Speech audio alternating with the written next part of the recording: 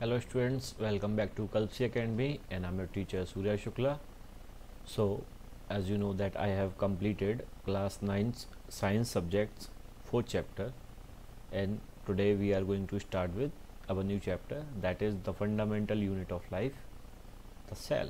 Okay, so let's start. So this is our beautiful quotation about nature which comes from science. This is nature vast, but we have something more inside this vastness.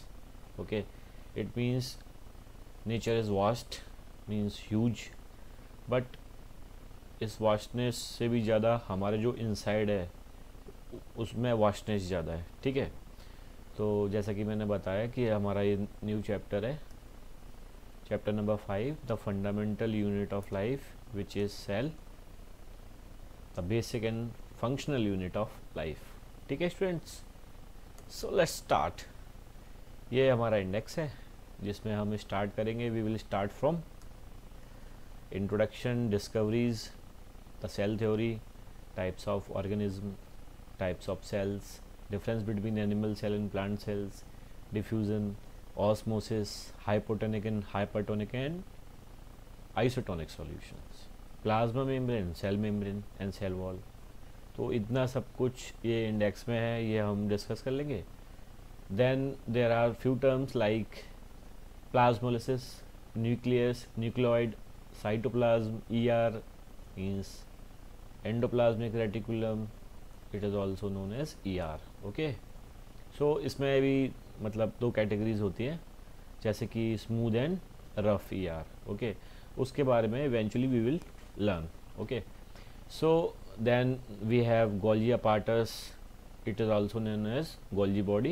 Okay, lysosomes, mitochondria and plastids. Okay, so ये index है.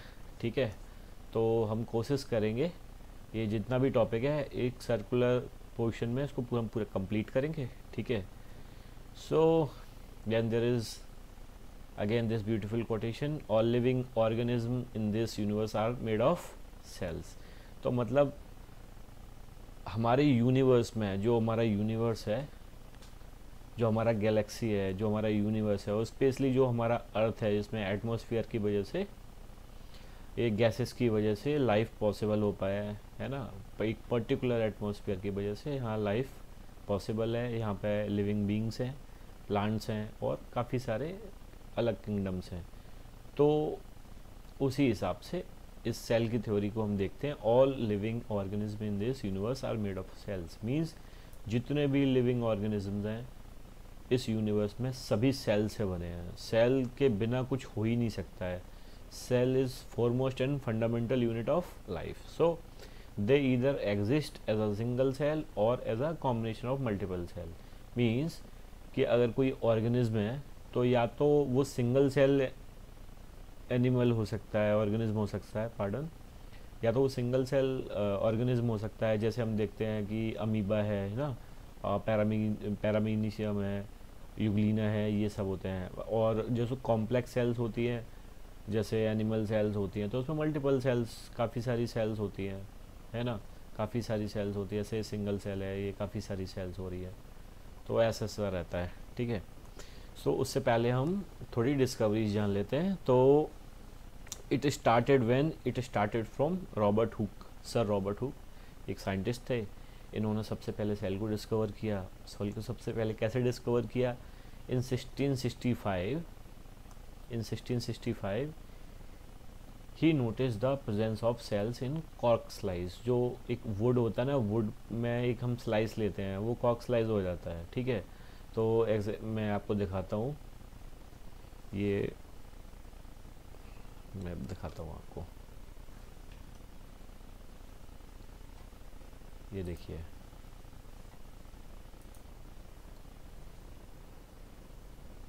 ये Robert Hooke ने ये cork slice है उसमें cell को देखा ऐसे.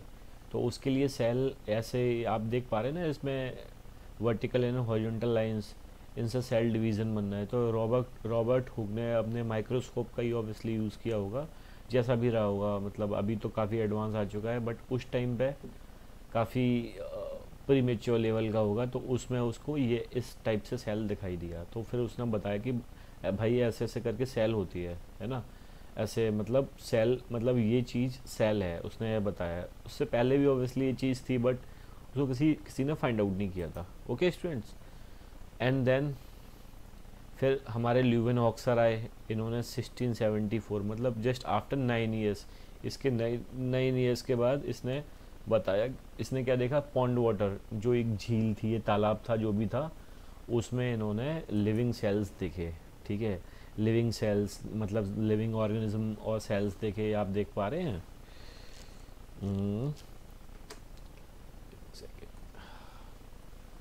तो ये आप ये देख पा रहे हैं, ये छोटे छोटे ऑर्गेनिज्म इसमें दिख रहे हैं हमको, है ना, ये इन्होंने ऑर्गेनिज्म देखे। अब आप देख पाएंगे इसको अच्छे से, ये देखिए ऑर्गेनिज्म इसमें, ये सारे ऑर्गेनिज्म इसमें है। ठीक है, ऐसे ही सर रॉबर्ट ब्राउन,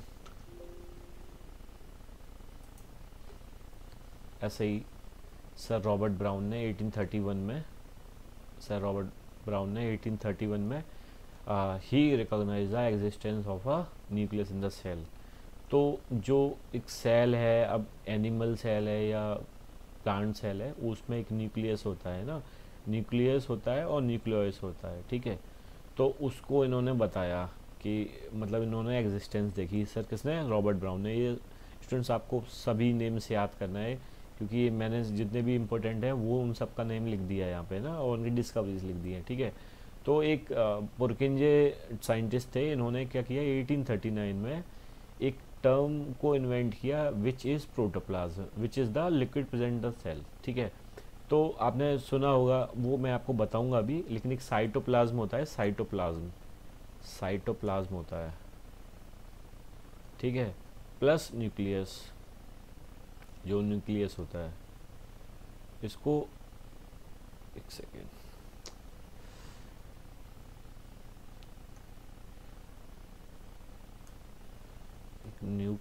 न्यूक्लियस होता है और साइटोप्लाज्म होता है, इन दोनों को साथ में मिला के हम प्रोटोप्लाज्म कह देते हैं। ठीक है, जो कि एक लिक्विड होता है सेल में। ठीक है, एंड इसके बाद सेल्डन स्वान आए, इन्होंने 1838-39 में एक सेल थ्योरी propound की। ठीक है, और ये बहुत इम्पोर्टेंट थ्योरी बनी आगे, ये ऐसी डिस्कवरी थी जिसने काफ़ी चेंजेस लेके आए बायोलॉजी में। ठीक है, that all organism are actually made up of cells. इन्होंने बताया कि जितने भी ऑर्गेनिज्म हैं यूनिवर्स में वो सभी सेल से बने हैं, जो कि मैंने आपको कोटेशन में बताया ही था।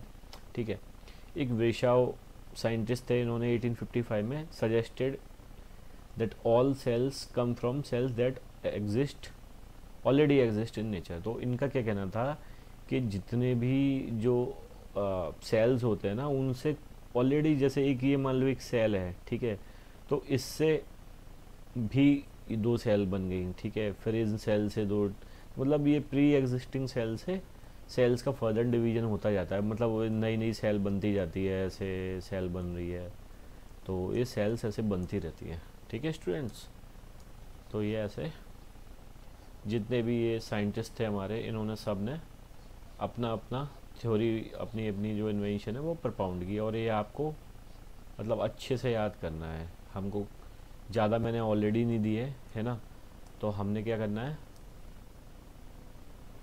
सॉरी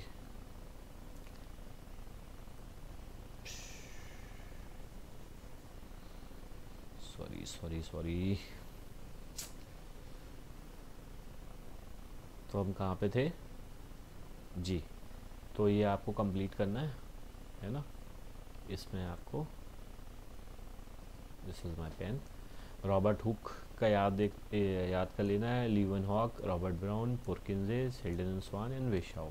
ठीक है, इनका ईयर भी इम्पोर्टेंट है, इनका 60-65 से लेके ये 60-74, 1831, 1839, 1838, 39 है एंड 1855, और अलॉन्ग विद देयर डिस्कवरीज। ठीक है, क्या क्या इनका इन्वेंशन था ये आपको याद कर लेना है। ठीक है, सो लेट्स मूव फॉरवर्ड।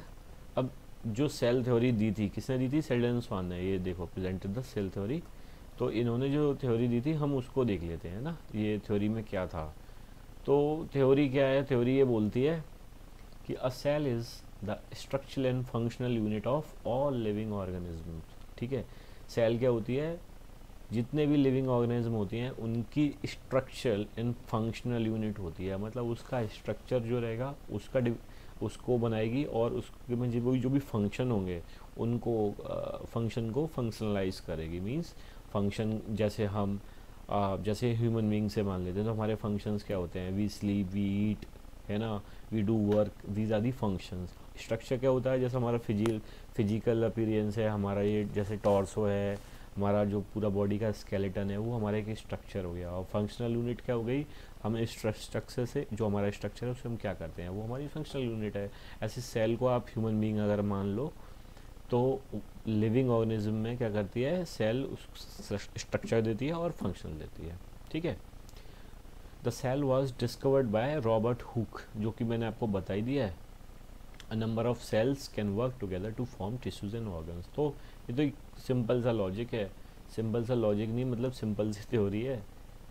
इसमें क्या होता है कि सबसे पहले एक सेल होती है, सेल काफ़ी सारी सेल्स मिलके एक टिश्यू बना लेती हैं। ठीक है, अब ये टिश्यू मिलके एक ऑर्गन बना लेते हैं। ठीक है, तो ये सिस्टम ऐसे चलता रहता है, ऑर्गन से फिर ऑर्गन सिस्टम बनता है, ऑर्गन सिस्टम बन जाता है, फिर काफ़ी सारी चीज़ें इसमें कॉम्प्लेक्स होती जाती हैं। और ये बताने की ज़रूरत तो है नहीं कि सेल कैसे बनेगी, ऑब्वियसली मैंने आपको केमिस्ट्री में बताया, जैसे एटम है, एटम से मॉलिक्यूल बनेगा, फिर मैक्रो मॉलिक्यूल, फिर ऑर्गेनील होगा, फिर सेल बनेगा, ऐसे जाके कॉम्प्लेक्स सिस्टम की तरफ बढ़ता जाएगा। ठीक है, तो आप कुछ चीज़ें हम जान लेते हैं, कुछ इंपॉर्टेंट चीज़ें हैं, जैसे कि all living organisms are made up of cells, ये मैं बता चुका हूँ आपको। Cells are formed from pre existing cells, ये भी मैं आपको बता चुका हूँ कि एक सेल होती है, उसी से ही वो प्रोसेस मैं आपको समझाऊंगा कि कैसे एक सेल से और कई सारी सेल्स बनती है, ये इस प्रोसेस को मैं आपको समझाऊंगा। ठीक है, तो अब इसमें डिवीज़न है organism, there are two types of organism, एक होता है यूनिसेलुलर, एक होता है मल्टी सेलुलर। जैसे कि आप देख पा रहे हैं इधर यूनी है, यहाँ पे मल्टी है। यूनी मतलब एक सिंगल सेल, तो जिसमें एक सिंगल सेल होगी ऐसा ऑर्गेनिज्म यूनिसेलुलर ऑर्गेनिज्म कहेंगे उसको। और जो जिसमें कई सारी सेल्स होंगी, ठीक है, तो और उनके कई सारी सेल्स होंगी और हर सेल का एक अलग डिवीज़न होगा, तो उसको हम मल्टी सेलुलर ऑर्गेनिज्म कहेंगे, है ना। तो देख लेते हैं यूनिसेलुलर ऑर्गेनिज्म में क्या होता है, the organism that consist of a single cell such as amoeba.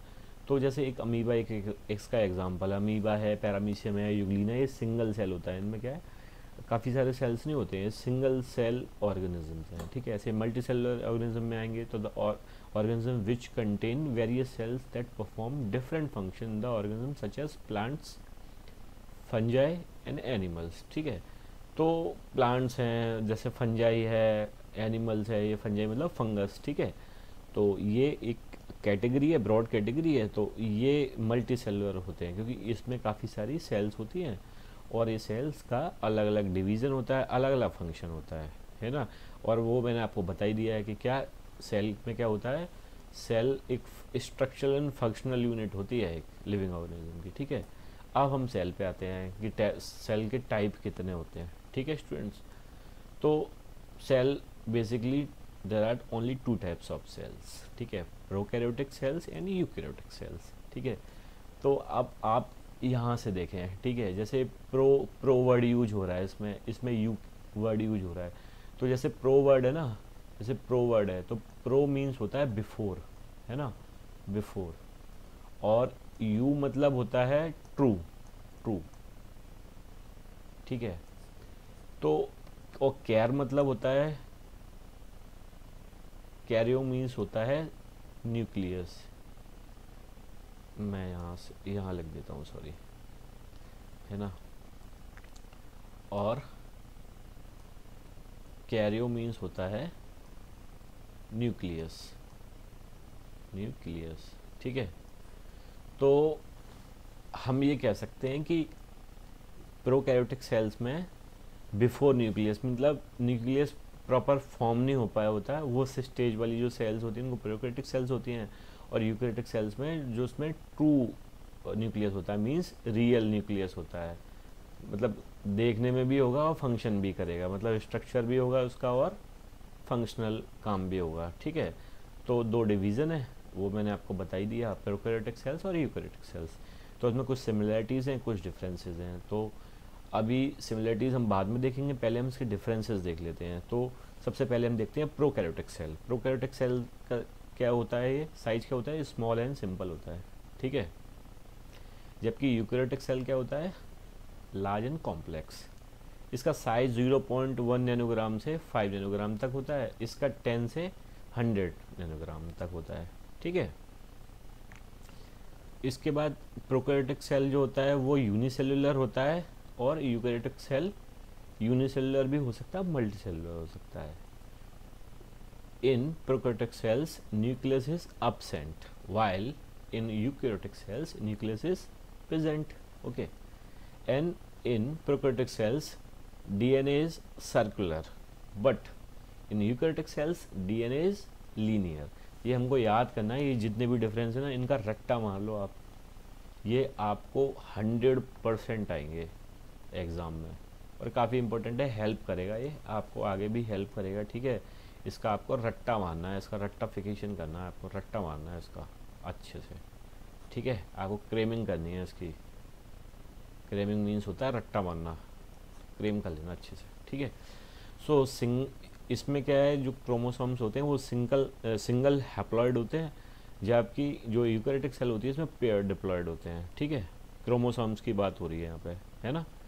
और इसमें जो मेम्ब्रेन बाउंड ऑर्गेनेल्स होते हैं वो होते ही नहीं है, ना के बराबर होते हैं, ठीक है।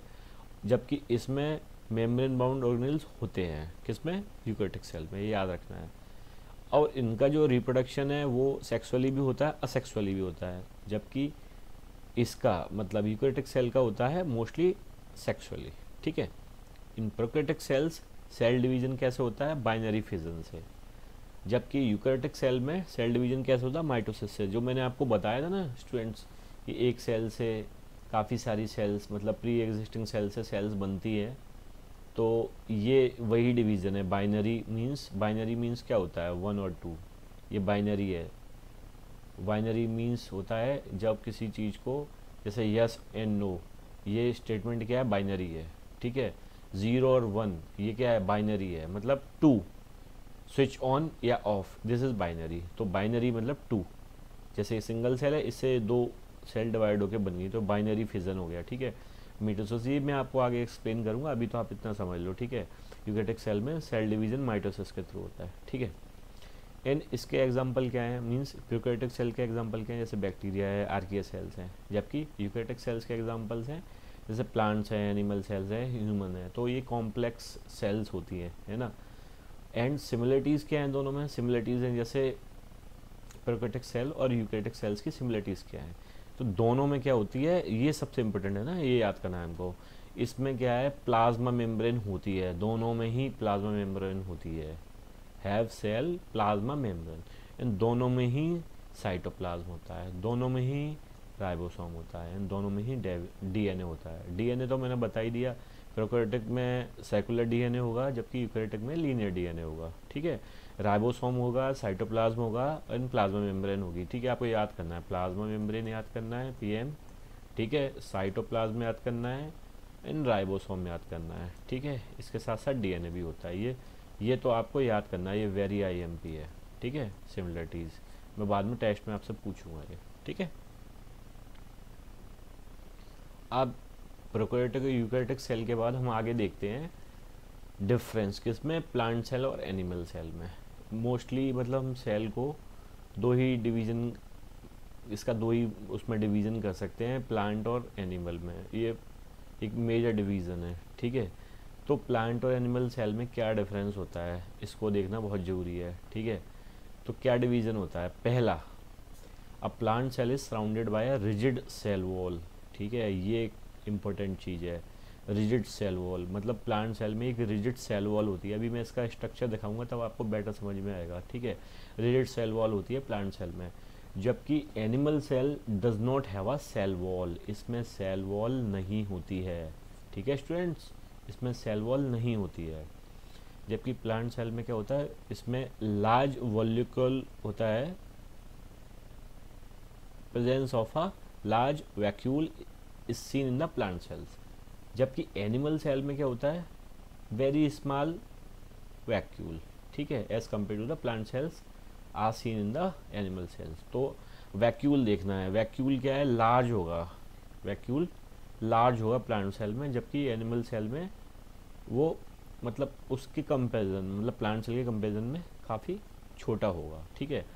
प्लांट सेल क्या होती है, लार्जर इन साइज होती है, ऑब्वियसली इसमें लार्ज वैक्यूल है तो इसका साइज बढ़ाएगा ही, ऑब्वियस है, तो लार्जर इन साइज, जबकि एनिमल सेल क्या होगी, स्मॉलर इन साइज, ठीक है। प्लांट सेल्स हैव प्लास्टिड्स, ठीक है, प्लास्टिड के बारे में आगे हम देखेंगे, क्योंकि इसमें अब आपको पता ही है एक का प्रोसेस होता है, फूड कैसे बनेगा, ठीक है, फूड कैसे जनरेट होता है ये तो आपको पता ही है, प्लांट्स में कैसे होता है, ठीक है। Animal cells do not have plastids, ये आपने देखा हुआ है कि कलर भी, प्लास्टिड कलर भी फॉर्म करते हैं ना, जैसे जैसे क्लोरोप्लास्ट जो है, ठीक है, वो प्लास्टिक में ही आएगा, आगे जाके देखेंगे हम उसको।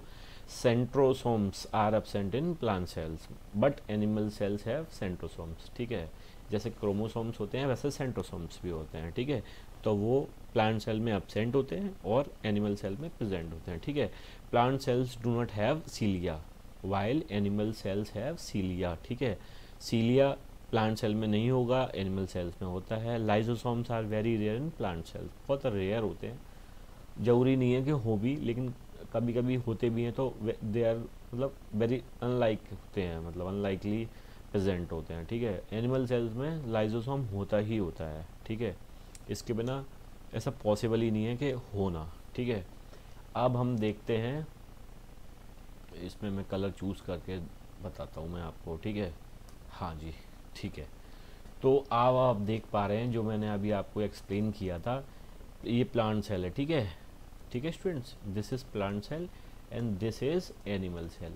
तो इसमें देखिए सेल वॉल है, ये सेल वॉल है, आउटर आउटर पार्ट है ना, ये ग्रीन ग्रीन सा हो रखा है, ये सेल वॉल है, यहाँ पे सेल वॉल है ही नहीं, मीन्स एनिमल सेल में आपको सेल वॉल मिलेगी नहीं, सेल मेम्ब्रेन मिलेगी, जैसे ये अंदर ये जो पार्ट है ये सेल मेम्ब्रेन है, तो यहाँ पे सेल मेम्ब्रेन आपको मिलेगा, ये बाहर वाला पार्ट प्लाज्मा मेम्ब्रेन है, सेल मेम्ब्रेन कह सकते हैं इसको। प्लाज्मा मेम्ब्रेन इसलिए भी कहते हैं क्योंकि ये सेमी परमेबल मेम्ब्रेन होती है, यहाँ से मतलब गैसेस, वाटर, ये अलग अलग डिफ्यूज़न और ऑस्मोसिस के थ्रू अंदर बाहर होता है, ठीक है। तो और देखते हैं, जैसे ये जो पार्ट है इसको हम गॉल्जी एपार्टस कहते हैं, इसको मैं जूम करके दिखाता हूँ आपको, वेट अ मिनट, ये जूम नहीं हो रहा है, कोई बात नहीं, ठीक है। तो ठीक है,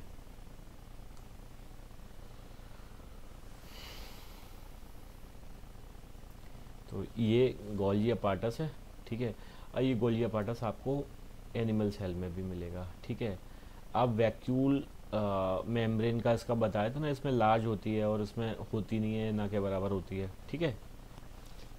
ऐसे ही ये क्लोरोप्लास्ट है, ठीक है, ये रेफाइड क्रिस्टल्स हैं, ड्रूस क्रिस्टल्स हैं, ये क्रिस्टल आपको सिर्फ प्लांट सेल में ही मिलेंगे, ये आपको एनिमल सेल में नहीं मिलेंगे, ठीक है। क्रिस्टल मीन्स अब जैसे कैल्शियम ऑक्जिलेट होता है CO, ठीक है, कैल्शियम ऑक्जिलेट होता है, तो ये सब आपको ये जैसे ऑक्जिलेट्स हैं, सिलिकेट्स हैं, ये सब आपको प्लांट सेल में मिलते हैं, है ना। जैसे माइटोकॉन्ड्रिया है, तो माइटोकॉन्ड्रिया आपको एनिमल सेल में भी मिलेगा और प्लांट सेल में भी मिलेगा, ठीक है। साइटोप्लाज्म तो लिक्विड को कहते हैं, तो लिक्विड आपको यहाँ भी मिल रहा है और यहाँ भी मिल रहा है, तो लिक्विड तो कॉमन है, तो विच इज़ साइटोप्लाज्म, ठीक है। अब इसमें एमेलिलोप्लास्ट है, स्टार्च ग्रेन जिसको कहते हैं, ये हमको सिर्फ प्लांट सेल में मिलेगा, एनिमल सेल में नहीं मिलेगा, ठीक है। अभी ये लार्ज सेंट्रल वैक्यूल का आपको मैंने बताई था, प्लांट सेल में होता है, इसमें नहीं होगा, मतलब एनिमल सेल्स में नहीं होगा। अभी एक चीज़ होती है ER मीन्स एंडोप्लाज्मिक रेटिकुलम, तो उससे पहले हम राइबोसोम देखते हैं, ठीक है। ये जो स्मॉल स्मॉल जो पार्टिकल हैं पी के जैसे मटर होती है उसके उसके दाने की तरह ये जो होते हैं ना छोटे छोटे, इनको राइबोसोम्स कहते हैं। ये हमको एनिमल सेल्स में भी मिलेंगे और प्लांट सेल में भी मिलेंगे, ठीक है। जब ये ribosomes ER means endoplasmic reticulum पे देख रहे हैं आप, ये देख पा रहे हैं, इसमें ये चिपक गए हैं ऐसे, ये एंडोप्लाज्मिक रेटिकुलम पे ये ऐसे ऐसे ऐसे ऐसे चिपक रहे हैं ना, ये राइबोसोम्स है, ठीक है, चिपक गए तो इसको रफ ER बोलेंगे, मीन्स ये इस पे चिपके हुए हैं राइबोसोम्स, तो इसको रफ ER बोलेंगे, रफ एंडोप्लाज्मिक रेटिकुलम। और ये जो नीचे वाला है, जैसे यहाँ पे हम देख पा रहे हैं एनिमल सेल में भी है, तो ये स्मूथ है, मतलब इस पे आपको राइबोसोम्स नहीं मिलेगा। ठीक है स्टूडेंट्स, और ये रफाइड क्रिस्टल्स, ये देख पा रहे हैं आप, ये रफाइड क्रिस्टल है। ठीक है, ये आपको एक स्टिक टाइप में मिलेगा, ऐसा ऐसा मिलेगा आपको, ये रफाइड क्रिस्टल है। और ये जो ये 3D फॉर्म में आपको दिख रहा है ट्रूस क्रिस्टल, ये स्टार शेप जनरेट करता है, ये कुछ ऐसा सा होता है ना ड्रूस क्रिस्टल, जबकि क्रिस्टल इसमें हमको एनिमल सेल में नहीं मिलेगा। ठीक है, अब एक टर्म और आता है पिनोसाइटोटिक वेसिकल। तो ये क्या होता है, ये देख पा रहे हैं आप, ये टॉप में ये एक वो चीज़ होती है।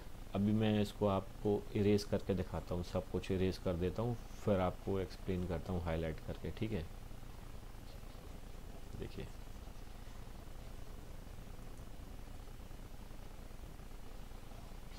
देखिए तो जी, ये देख पा रहे होंगे आप पिनोसाइटोटिक वेसिकल। ये यहाँ से क्या होता है, यहीं से जैसे वाटर है, ठीक है, या फूड है, वो यहीं से आपको इन एंड आउट होगा। ठीक है, फ्रॉम एंड टू वाली जो इक्वेशन बनेगी ना, वो यहीं से बनती है। ठीक है, इसके अलावा प्लांट सेल में लाइसोसोम होता है, ये आप सॉरी पार्डन एनिमल सेल में लाइसोसोम्स होता है, ये आपको प्लांट सेल में नहीं मिलेगा। ठीक है, गोल्जी वेसिकल्स ये आपको इसमें मिलेंगे। ठीक है, और आपको प्लांट सेल में भी मिलेंगे। ठीक है, रफ ER, स्मूथ ER ये प्लांट सेल में भी मिलता है। सेल प्लाज्मा मेम्ब्रेन ये इसमें भी है। राइबोसोम्स प्लांट सेल में भी है। साइटोप्लाज्म प्लांट सेल में भी है। माइक्रोट्यूबुलस, इसमें ये माइक्रोट्यूबुलस है, यहाँ पे आप देख रहे हैं रेफाइड क्रिस्टल्स है। ठीक है, तो ज़्यादा डिफरेंस नहीं है। यहाँ पे एक चीज़ एक्स्ट्रा होती है सेंट्रोल्स, ये आपको प्लांट सेल में नहीं मिलेगा। ठीक है, और न्यूक्लियस इसमें है ही। ठीक है, न्यूक्लियस इसमें भी था, इसमें भी है। ठीक है, न्यूक्लियोस ये भी है इसमें। गोल्जी अपार्टस बता चुका हूँ, माइटोकॉन्ड्रिया दोनों में ही है। ठीक है, तो ये इसको और मैं एक दिन आपको अलग एक क्लास में और अच्छे से एक्सप्लेन करूँगा। सिर्फ मैं ये पर्टिकुलर क्लास लूँगा जिसमें मैं आपको प्लांट सेल और एनिमल सेल के बारे में और इनके जो डिफरेंट जो ऑर्गेनल्स हैं इनके बारे में एक्सप्लेन करूँगा। ठीक है, इन डिटेल। तो अब ये क्वेश्चन आता है कि how can substances move in and out of a cell, कैसे। अब ये मैंने आपको बताया था ना पेनोसाइटोटिक वेसिकल।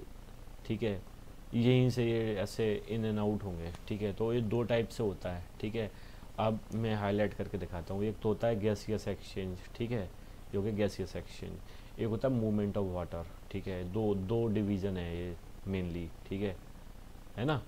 तो कैसे होगा, क्या होता है, ये सेल है, ये इसका ये इंटरनल इन्वायरमेंट है, इसको मैं कलर कर देता हूँ, जैसे ब्लू कलर कर देता हूँ यहाँ पर। ठीक है, ये इसका इंटरनल इन्वायरमेंट है सेल का। ठीक है, और एक इसका एक्सटर्नल, ये मैं वायलेट कलर से कर देता हूँ, ये वायलेट कलर का एक्सटर्नल एनवायरनमेंट है। ठीक है, तो इसमें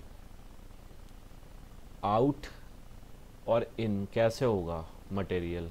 ठीक है, जो भी इसमें फूड आएगा या जो भी है सेल का ऑर्गेनिल है, कि कैसे मतलब कैसे एक्सचेंज होगा। ठीक है, गैसियस एक्सचेंज कैसे होगा, तो movement of oxygen and carbon dioxide to and from the cell is carried out through diffusion. Diffusion क्या होता है, डिफ्यूजन हम देखते हैं कि जहाँ पे अच्छा खासा कंसंट्रेशन होता है, from higher concentration to lower concentration. ठीक है, यहाँ पे पार्टिकल्स मूव करते हैं, इसमें हायर से लो पे जाते हैं, लोअर से हायर पे जाते हैं। तो मतलब एक लो हाई जहाँ पे कई सारे होंगे, तो जैसे मान लो कि कई सारे हैं यहाँ पे पार्टिकल्स हैं। ठीक है, तो यहाँ पे लो पार्टिकल हैं, तो जब तक ये जाएंगे जब तक दोनों में एक बैलेंस नहीं आ जाएगा, तो दोनों साइड बैलेंस आ जाएगा। देखा है आपने, जैसे कोई कपड़ा अगर गीला होता है, ठीक है, तो उस पर हम कपड़े को भिगोते हैं, तो वो एक दूसरे कपड़े पे जो ड्राई होता है उस पर हम डाल देते हैं, वेट क्लॉथ को हम ड्राई क्लॉथ पर डाल देते हैं। तो जो ड्राई क्लॉथ होता है वो भी एक कहते हैं ना एक ट्रांसफ़र होता है वाटर का डिफ्यूज़न के थ्रू, तो वो उसको भी वेट कर देता है। ठीक है, diffusion can take place in solids, liquids and gases, ये मैं आपको केमिस्ट्री क्लास में बता ही चुका हूँ, ठीक है। अभी जो लास्ट क्लासेस हैं उनमें मैंने आपको बताया था डिफ्यूज़न कैसे होता है, ठीक है। अब मूवमेंट ऑफ वाटर को देख लेते हैं। तो the movement of water between the cell and its external environment, it is carried out by the means of osmosis, ठीक है। तो ऑस्मोसिस प्रोसेस होती है, ऑस्मोसिस के थ्रू मूवमेंट ऑफ वाटर होती है, तो हमको ये याद रखना है, ठीक है। गैसियस एक्सचेंज है तो वो डिफ्यूजन होगा, बल्कि ऑस्मोसिस ने डिफ्यूजन का ही एक स्पेशल केस होता है। Therefore we can say that osmosis just a special case of the process of diffusion. तो गैसियस एक्सचेंज वाली बात होगी, ठीक है। तो इसमें हम बोलेंगे कि भाई इसमें डिफ्यूजन वाला मैटर है, ठीक है, डिफ्यूजन हो रहा है, ठीक है, डिफ्यूजन हो रहा है। अब मूवमेंट ऑफ वाटर की होगी बात, तो इसमें क्या होगा, ऑस्मोसिस होगा, ऑस्मोसिस होगा, ठीक है। लेट्स मूव फॉरवर्ड, डिफ्यूज़न देख लेते हैं, व्हाट इज़ डिफ्यूज़न, ठीक है। तो डिफ्यूज़न क्या है, तो डिफ्यूज़न इज़, मैं आपको बता चुका हूँ, the movement of molecules from a region of high concentration to a region of lower concentration is called fusion. Diffusion is a means of transport for atoms and molecules, it helps in intermixing. अब आप देख पा रहे हैं intermixing हो रही है, ये ब्लैक है और एक येलो है, इंटरमिक्सिंग हो रही है डिफ्यूजन से, ठीक है। ये पार्टिकल यहाँ आ रहे हैं, ये यहाँ जा रहे हैं, ठीक है। अब यहाँ पे भी देखो आप, ये लो कंसंट्रेशन है, ठीक है, और ये हाई कंसंट्रेशन है यहाँ पे, ठीक है।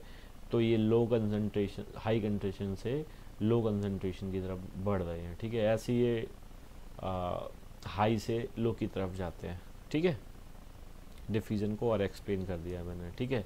अब ऑस्मोसिस कैसे होता है, तो जो प्लाज्मा मेम्ब्रेन होती है ना, वो सेमी परमेबल मेम्ब्रेन होती है। सेमी परमेबल मतलब आप समझते हो, जैसे चाय की छलनी होती है ना, चाय की छलनी है, जैसे मान लो चाय की छलनी है, तो जब हम इसमें छानेंगे ना, तो इसमें जो चाय का जो पार्टिकल होता है ना, वो इसी में रह जाता है और लिक्विड नीचे चला जाता है। वैसे मतलब क्योंकि उसको सिलेक्टिवली लिया है इसमें, ठीक है, हमने सिलेक्टिवली जो टी बन गया उसको ले लिया, बाकी जो वेस्टेज था उसको निकाल दिया, ठीक है, उसके जो टी के ग्रेन्यूल्स हैं उनको निकाल दिया। ऐसे ही सेमी परमेबल जो मेम्ब्रेन होती है उसके ये काम होता है। Osmosis is the movement of water across a semi permeable membrane, ये बता चुका हूँ मैं। Osmosis is a selective process since the membrane does not allow all molecules to pass through it, ठीक है। तो एक सिलेक्टिव प्रोसेस है, ये आपको हमेशा याद रखना है, ऑस्मोसिस का एक सिलेक्टिव प्रोसेस है। Water is usually the only free flowing molecule across this membrane. क्या वाटर को फ्री फ्लो है, मतलब वाटर की कोई रोक टोक नहीं है, बिंदास आ रहा है जा रहा है, वाटर की कोई टेंशन नहीं है। बट इसके अलावा जितनी भी चीज़ें हैं तो वो सिलेक्टिवली लेगा। अब सेल में जैसे कई सारी पॉइजनस चीज़ें भी आ सकती हैं, तो अब क्या वो सेल अगर पॉइजनस चीज़ों को ले लेगा एक्सटर्नल एनवायरनमेंट से, तो सेल तो डेड हो जाएगी ना। इसलिए हमेशा सेल अपने, जैसे हमारे पास भी एक ब्रेन होता है ना, तो हम जो अच्छी चीज़ होते हैं, जो हमारे मतलब की होती है, वो हम दिमाग में स्टोर कर लेते हैं, बाकी फालतू चीज़ों को दिमाग से निकाल देते हैं। वैसे ही सीधे सीधे सेल का जो सेमी परमेबल मेम्ब्रेन है उसका भी यही काम होता है, ठीक है। Osmosis like diffusion also occurs from region of higher concentration of water to lower concentration of water, ठीक है। ये ऑस्मोसिस भी डिफ्यूजन का एक स्पेशल केस है, मैं आपको बता चुका हूँ। तो मैं आपको पूरा आज ऑस्मोसिस तक आपको एक्सप्लेन कर चुका हूँ ऑस्मोसिस क्या होता है, ठीक है। तो सेमी परमेबल मेम्ब्रेन है, जैसे ये मेम्ब्रेन, इसका एग्जांपल देख रहे हैं हम, ठीक है। तो इस जैसे ये आपको ग्रुप्स दिख रहे हैं, तो इसमें से इसने काम की चीज़ों को यहाँ पे ले लिया, ठीक है, बाकी चीज़ों को नहीं लिया, ठीक है। तो ये सिलेक्टिव प्रोसेस होती है, ठीक है। अब हम नेक्स्ट क्लास में आइसोटोनिक, ठीक है, जितने भी सॉल्यूशंस होते हैं isotonic, hypotonic and hypertonic solutions के बारे में पढ़ेंगे। ये हमारा नेक्स्ट क्लास में ये टॉपिक रहेगा, ठीक है। नेक्स्ट टॉपिक यही है हमारा, ठीक है। और आपको जितना भी मैंने आज क्लास में एक्सप्लेन किया है, एक्सप्लेन मैंने कहाँ से किया है, सेल थ्योरी से स्टार्ट किया था, ठीक है, सेल थ्योरी से स्टार्ट किया था। उससे पहले मैंने डिस्कवरीज बताई थी, जितने भी जैसे रॉबर्ट हुक वगैरह इनके बारे में बताया था, ठीक है। सेल थ्योरी के बारे में बताया, उसके बाद फिर मैंने आपको प्रोकैरियोटिक और यूकैरियोटिक सेल में डिफरेंस बताया, ठीक है। उसके बाद मैंने प्लांट सेल और एनिमल सेल में डिफरेंस बताया, और मैं और भी डिटेल में एक्सप्लेन करूँगा, ठीक है। इसके बाद फिर मैंने आपको बताया कि डिफरेंस क्या होता है, ठीक है। फिर मैंने डिफ्यूज़न के बारे में आपको बताया, ऑस्मोसिस के बारे में बताया, ठीक है। सो ठीक है students, bye bye, take care. अब नेक्स्ट क्लास में मिलते हैं, नेक्स्ट क्लास में हम इसको कंप्लीट करते हैं।